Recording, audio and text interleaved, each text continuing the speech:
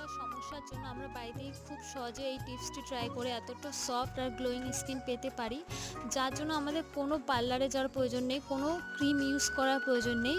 এইসব আমাদের সবার বাড়িতেই থেকে থাকে। তো আমিও এটা ট্রাই করব, তোমরাও চাইলে ট্রাই করতে পারো। এখানে নিয়েছি একটু হলুদ, চালের গুঁড়ো, একটু কফি পাউডার, আর নিয়েছি 1 চামচ মুলতানি মাটি, আর আমাদের বাড়িতে মধু ছিল তাই 1 চামচ নিয়েছি। তোমরা ট্রাই করতে চাইলে মধুটা স্কিপও করতে পারো। আর যেটা স্পেশাল হচ্ছে সেটা হচ্ছে টক দই। টক দইটা অবশ্যই নিতে হবে, আর যদি কারো কাছে না থাকে তোমরা দুধ দিয়ে ট্রাই করতে পারো, কিন্তু টক দইটা থাকলে ভালো হয়। এটা একটু ঘন হয়ে গেছিলো তাই আমি জল দিয়ে একটু মিক্স করে নিচ্ছি। এটা খুব ভালোভাবে মিক্স করে নিতে হবে। আর এটা মুখে লাগানোর আগে যে কোনো ফেস ওয়াশ দিয়ে মুখটাকে ক্লিন করে নিতে হবে। তোমরা যেটা ইউজ করো সেটা দিয়ে মুখটা সুন্দরভাবে ক্লিন করে এটা লাগিয়ে নিও।